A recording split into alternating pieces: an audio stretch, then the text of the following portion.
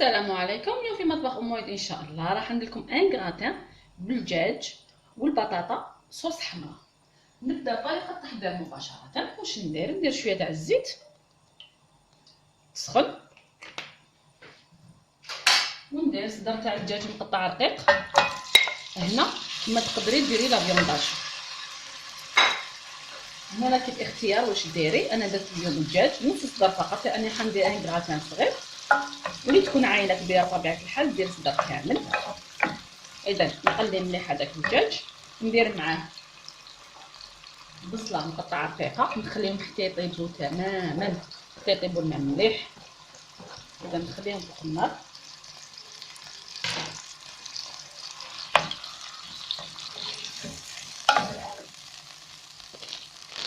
اذا هنايا بعد ما طاب لي مليح هذاك البصل تاعي مع الدجاج، شوفوا كيفاش دبال مليح.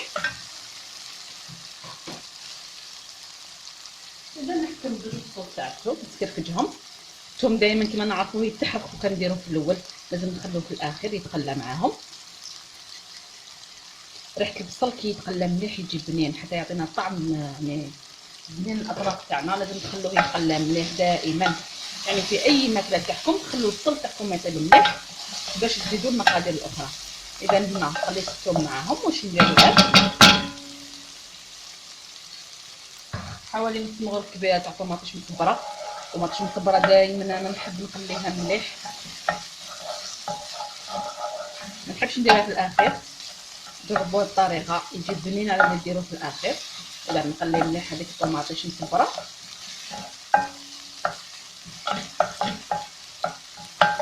من بعد ندير عليها حوالي حبه تاع طماطيش متكرفجه، شويه تاع المعدنوس، ونتبل الدجاج تاعنا. نديرو شويه تاع فلفل اسود،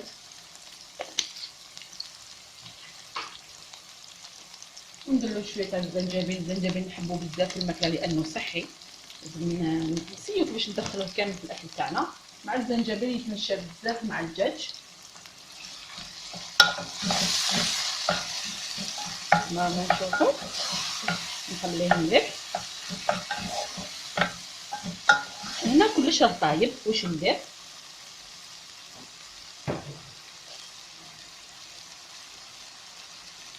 نحكم حوالي قريب كاس تاع الماء، نخليهم يغلوا مع بعض هكذا باش ينسجموا كامل هذوك المواد اللي درتهم، ونخليها تعاود تنشف تماما. نطفي عليها ونكملوا لو غراتان تاعنا. اذا هنا نكمل لو غراتان تاعنا. هنا واش ندير؟ هذيك حكمت جوج حبيبات تاع البطاطا قطعتها مربعات، قليتهم بالملح، نفرغ عليهم هذيك لاصوص اللي عملتها بالدجاج.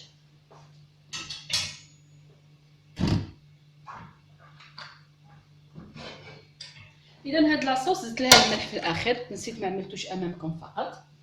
هاد الايامات راني ننسى بزاف، كيما البارح نسيت الخميره تاع الحلوه لكن زدتها في الاخر، والا الحلوه مش راح تطلع لنا. اذا نفرغ لاصوص تاعنا وخليتها شويه فيها المرقه ماشي حاجه، باش البطاطا تاعنا ما تجيناش ناشفه. كاين بزاف ما يحبوش الكغاتان ناشف. اذا نمشيها فوق البطاطا تاعنا بهذه الطريقه هكذا باش نغيروا شويه في الكغاتان. حتى ولادنا يحبوا بزاف الكغاتان البطه مقليه، نغيروا شويه في الاكلات تاعنا، وهادو اكلات تعتبر اكلات سريعه. واش ندير الان؟ نحكم 2 علب تاع ياغورت ناتور،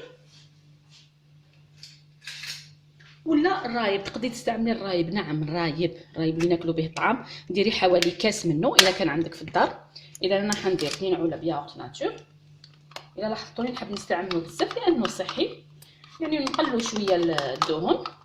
واللي تحب دير لاصوص بيشاميل تقدر تستعمل لاصوص بيشاميل مباشره.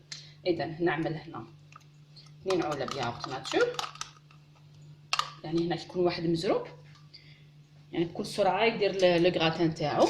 ندير عليه 2 حبيبات تاع البيض،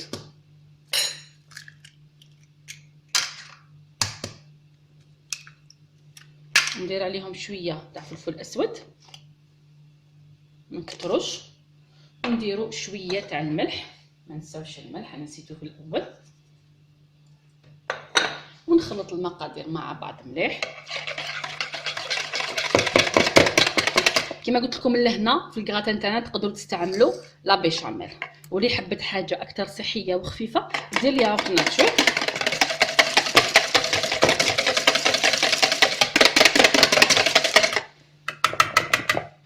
واش نديرو على الوجه تاع الكراتان تاعنا اللي عملناه. اذا نديرو على الوجه تاعو، نسقمو مليح الوجه تاع الكراتان تاعنا.